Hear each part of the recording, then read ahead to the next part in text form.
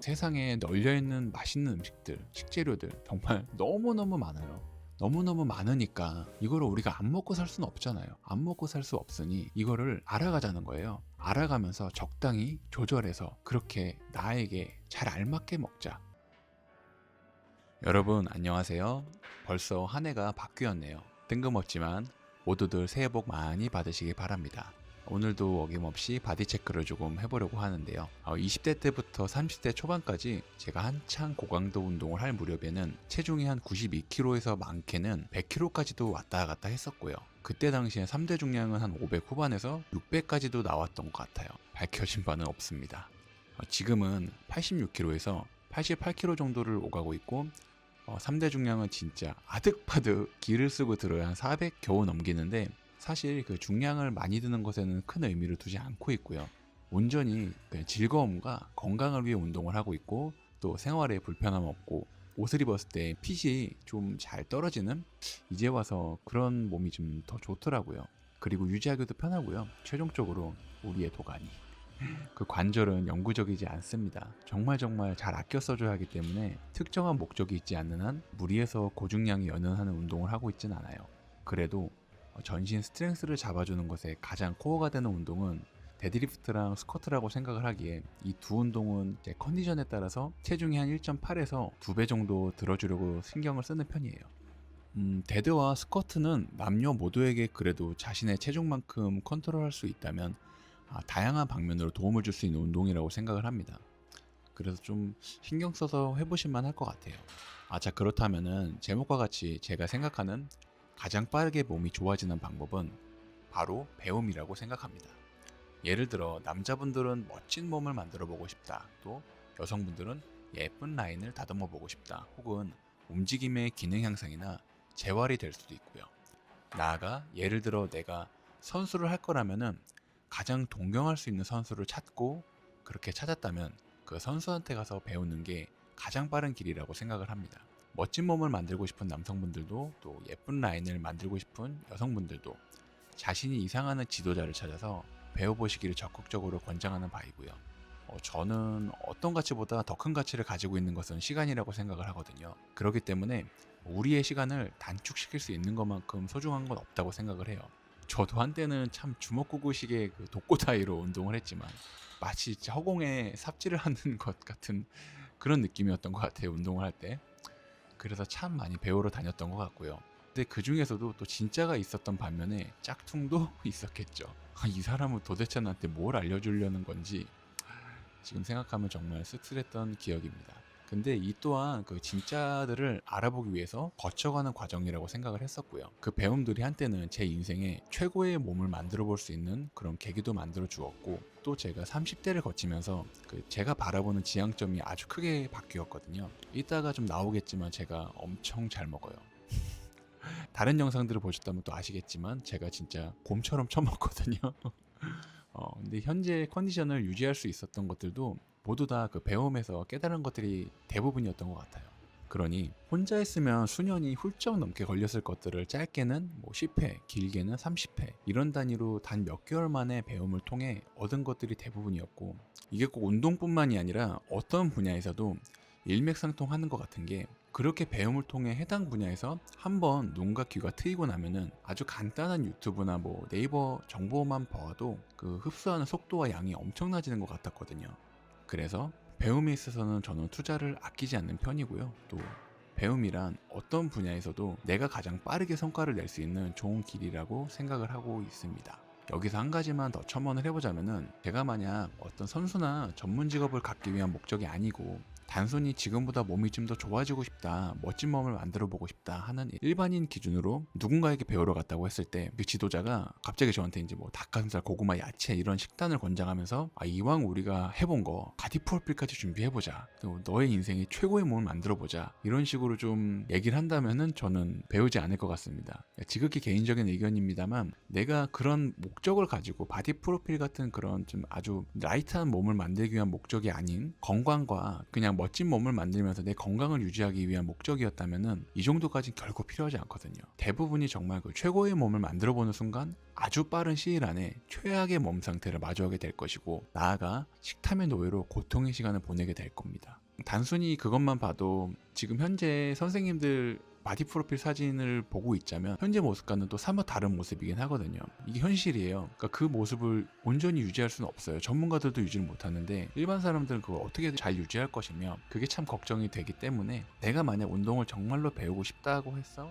좋은 지도자를 찾고자 한다면은 내 생활에서 크게 벗어나지 않게, 그리고 운동과 아주 건강한 식사 생활 습관을 잘 알려줄 수 있는 그런 분에게 배우면 좋을 것 같아요. 그리고 두 번째로는 뭐 각 지도자분들마다 방식이 각양각색인데, 누구는 이렇게 하고 또 누구는 저렇게 하고 또 누구는 요렇게 할 거예요. 그런 것들을 마치 스펀지처럼 쫙쫙 흡수해서 나만의 것으로 재해석해보는 것도 적극적으로 권장드려요. 세상의 모든 것에는 정답은 없다고 생각을 하거든요. 때문에 나에게 가장 잘 맞고 가장 즐겁고 가장 편한 것들로 만들어가는 게 오직 나만의 해답을 찾아가는 것이 아닐까 생각을 합니다. 결론적으로 영양에 대한 초보적인 단계나 대사 과정이나 뭐 살이 찌는 원리, 이런 것들은 넘쳐나는 정보들 속에서 충분히 접하면서 익힐 수 있다고 생각을 하지만, 운동과 같은 움직임의 영역은 직접 배우는 것을 적극적으로 추천해 보이는 바입니다. 드디어 운동을 마치고 첫 식사 시간입니다. 어쩌다가 체중이 좀 늘어서 감량을 해야 할 때 예시를 들어보기 위해서 준비를 따로 해보았고요. 하루 식사를 이런 구성과 패턴으로 만들어 먹긴 합니다. 처음 식사에서 가장 쟁점으로 보아야 할 것은 바로 인슐린 호르몬입니다. 야채를 최대한 많이 넣어주고요. 양상추, 파프리카, 브로콜리, 그리고 사과 반 개 정도, 닭가슴살 200g 정도 넣고 발사믹 식초에 올리브오일 듬뿍 둘러주고요. 두부는 200g 정도 준비했습니다. 탄수화물을 최소화한 식사 구성이고요.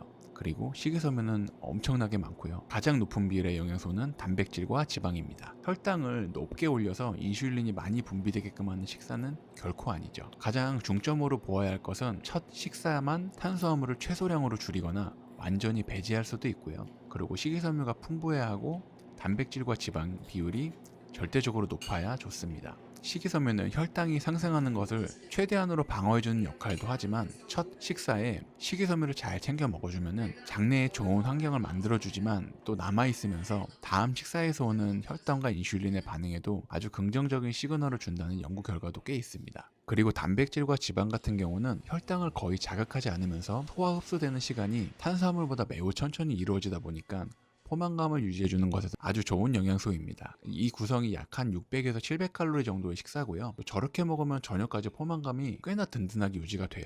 감량이 필요로 하지 않고 유지를 해야 될 때는 야채양을 조금 줄이고요. 여기다가 빵을 한두 개 정도 추가로 먹어요. 그러니까 인슐린이란 호르몬 자체가 체지방을 합성하기도 하지만 근육을 합성하는데도 아주 중요한 호르몬이거든요. 그렇기 때문에 근육량을 증가시키거나 어떤 고중량 퍼포먼스를 내기 위해서는 보편적으로 탄수화물과 인슐린은 떼놓을 수가 없습니다. 저와 같은 식사 구성이 아닌 국밥에서 밥을 빼고 먹거나 아니면 다른 고기류들의 야채를 함께 드시는 것도 괜찮고요. 돼지고기나 소고기 같은 것에 지방을 떼지 말고 함께 드셔도 좋고요. 계란도 노른자 함께 먹어도 좋습니다. 단 야채나 아주 소량의 과일을 제외한 탄수화물, 예를 들면 밥이나 빵이나 면이나 고구마, 감자, 이런 것들은 처음 식사에서는 배제시켜주는 것이 좋고요. 여기서 가장 중요한 포인트니까 집중해주세요. 저는 전날 저녁을 8시쯤 먹고 오전에는 공복 상태로 운동을 한 뒤에 처음 식사에 탄수화물을 최소한으로 낮춘 식사를 했어요. 그리고 오늘 저녁은 7시 정도에 먹을 예정이고요. 그렇다면 저는 전날부터 20시간에서 22시간가량 혈당과 인슐린이 크게 요동치지 않았다는 것이고요.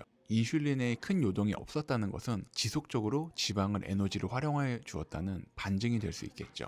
매일매일 이렇게까지 하는 건 아니고요. 외부 약속이 있을 수도 있고 상황이 여의치 않을 때도 있으니까 유지할 수 있는 요일을 최소한 2일에서 3일, 많게는 4일까지 유지를 하고, 그 중에 하루는 탄수화물을 먹을 수도 있어요. 그러니까 무조건 이걸 지켜야 돼 라는 강박은 버리는 게 좋습니다. 저녁 식사는 먹고 싶은 음식들과 적절한 탄수화물을 먹어줍니다. 저는 다음날 공복에 운동을 하기도 하고 또 몸이 건강한 상태로 돌아왔기 때문에 오히려 지금은 좀 보편적인 분들보다 더 잘 먹게 된 것 같아요. 너는 원래 살이 안 찌는 체질이 아니었냐 라고 물으실 수도 있는데, 과거에 극심한 폭식증으로 인해 120kg가 넘게까지 체중이 불어도 봤고요. 그 무거운 몸으로 1200에서 1500칼로리 정도의 초절식 식단을 했는데도 불구하고 체중이 빠질 기미조차 안 보일 만큼 제 몸이 엉망진창으로 망가진 적이 있었어요.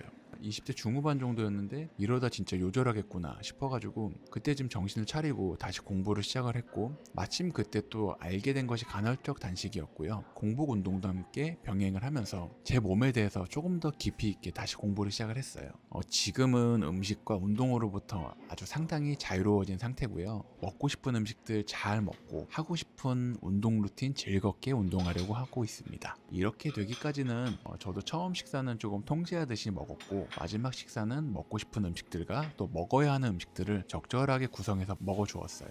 무엇보다 저녁 식사를 할 때는 특히나 정말 천천히 먹으려고 노력을 했고요. 아주 오래오래 씹으려고 연습했습니다. 왜 그러냐면은 이제 처음 식사에 비해서 저녁 식사는 내가 먹고 싶은 걸 먹게 되기 때문에 좀 괜한 기대감도 있고 좀 음식을 급하게 먹게 되기도 해요. 그러다 보면은 너무 음식을 빨리 먹으면은 당연히 혈당과 인슐린도 빨리 오르기 때문에 천천히 먹으려는 연습을 상당히 많이 했고요. 또 이렇게 천천히 먹고 오래 씹는 습관을 들이다 보면은 맛에 대한 이해가 굉장히 깊어져요. 그래서 어느 순간에는 이 맛이 이 맛이고 저 맛이 저 맛이고 좀 뭐랄까, 뭐 먹어도 그만 안 먹어도 그만 약간 이런 것처럼 돼버리니까 오히려 식탐도 굉장히 많이 줄어들었고요. 또 좀 아까 얘기했지만 천천히 먹어야 급격한 혈당과 인슐린 상승도 막아줄 수 있고요. 식사에 대한 만족도와 포만감도 상당히 커집니다. 그리고 심한 과식이나 폭식을 하지 않을 수 있고요. 추가로 자극적이고 정크한 음식들을 먹을 때, 혹은 내가 정말 가장 좋아하는 음식들을 먹을 때일수록 그때는 정말 더 천천히 더 많이 곱씹으려고 의식적으로 노력을 했어요. 그러다 보니까는 정말 음식을 잘 통제할 수 있는 그런 범위까지 오게 된 것 같아요. 근데 만약에 여러분들이 지금 제가 저녁을 먹는 것만큼 이런 양을 따라 드시면은 감량은커녕 살크업이 될 겁니다. 아주 높은 확률로. 저는 일정 볼륨 이상의 운동을 하고 있고, 또 기본적으로 활동량이 굉장히 많아요. 체격도 좀 큰 편이고, 일반인 분들 기준이라면은 처음 식사는 저랑 동일하게 구성하셔도 괜찮을 것 같고요. 저녁 식사를 그냥 간단하게 예를 들면은 그냥 푸짐한 한식에 가벼운 디저트 정도, 여성분들 기준으로는 처음 식사는 500~600칼로리 정도, 저녁에는 약 800에서 1000칼로리 정도, 남성분들은 처음 식사 600에서 800칼로리 정도, 저녁은 1000에서 1200칼로리 정도 설정해 주시면 적당할 것 같고요. 여기서 이제 당연히 개인차가 있으니까는 각자 시도는 따로 잘 해보셔야겠죠. 감량을 목적으로 한다면은 하루에 적게는 200칼로리에서 300칼로리 정도 마이너스를 시킨다는 생각으로 한 달에 적절하게는 한 1kg 정도, 좀 욕심내서 많게는 1.5에서 2kg 정도 감량할 수 있다면은 저는 그게 가장 베스트라고 봅니다. 이거는 순수 체지방 기준입니다. 여러분, 저는 그렇습니다. 가면 갈수록 몸에 대한 열망이 높아지고 또 자극적인 미디어들이 쏟아져 나오면서 정보와 지식은 부족한데 열망만 많은 사람들에게 어찌 보면은 정말 치명적일 수 있는 요인들이 아닐까 걱정하고 고민해 봅니다.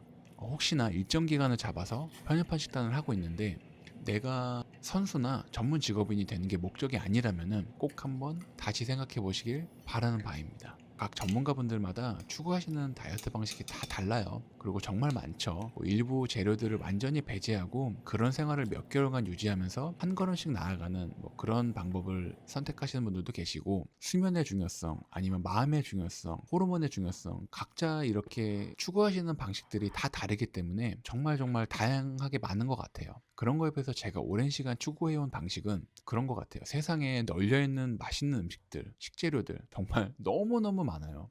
너무너무 많으니까 이거를 우리가 안 먹고 살 수는 없잖아요. 안 먹고 살 수 없으니 이거를 알아가자는 거예요. 알아가면서 적당히 조절해서 그렇게 나에게 잘 알맞게 먹자. 그러니까 알고 먹자. 그렇게 이제 좀 안 좋은 것들이라도 조금 먹는다고 그게 우리한테 치명타를 입힐까요? 많이 먹어서 혹은 너무 자주 먹어서 그런 것들이 쌓이고 쌓여서 데미지를 준다고 생각을 하거든요. 그러니까 나에게 알맞는 그 먹고 싶은 음식들과 또 먹어야 하는 음식들의 균형을 찾아내는 것에 시간과 노력을 기울여 보시기를 정말 적극적으로 권장해 드리는 거예요. 이건 직접 해보는 방법이 최선일 것 같고요. 왜냐면 저도 그렇게 했으니까요. 무수하게 많은 시행착오를 겪어보고 많은 음식들을 접해보고 이렇게도 먹어보고 저렇게도 먹어보고 두 끼만 먹어보고 세 끼만 먹어보고 이런 식으로 적용을 해보면서 저한테 가장 잘 맞는 식사 패턴과 또 양을 찾아냈거든요. 결론적으로 제가 바라는 것들은 지속 가능한 건강과 행복입니다. 우리가 매 순간 그럴 순 없겠지만 그래도 대체로 그럴 수 있는 방법과 방향만을 찾을 수 있다면 얼마나 좋을까요? 내가 가장 꾸준하고 즐겁게 할 수 있는 운동과 식습관, 즉 생활 패턴을 찾고 각 음식들의 고유 영양소를 습득하면서 내가 얼만큼 움직이고 또 얼만큼 먹었을 때 유지가 되는지 혹은 증량이 되거나 빠지는지를 알고서는 제가 정말 원했던 컨디션의 몸을 만드는 것에 한 1, 2년 정도? 그 정도 시간이 걸렸고요. 또 그렇게 만든 컨디션의 몸을 한 1년 정도를 꾸준하게 유지를 하니까 이제는 완전히 저의 캐릭터가 되어버린 것처럼 자리가 잡혔어요. 그래서 정말 엉망진창으로 이 생활이 망가지지만 않는다면 큰 변동폭 없이 잘 유지가 되더라고요. 그러니 여러분들도 아직 열려있는 시간과 기회들이 많습니다. 그렇기 때문에 소소하게 시행착오와 도전을 병행하시면서 내가 정말 꾸준히 할 수 있는 나만의 것을 찾아보시기를 저도 바라는 바입니다. 언제나 여러분들의 건강한 삶을 응원합니다. 시청해주셔서 감사합니다. 또 만나요.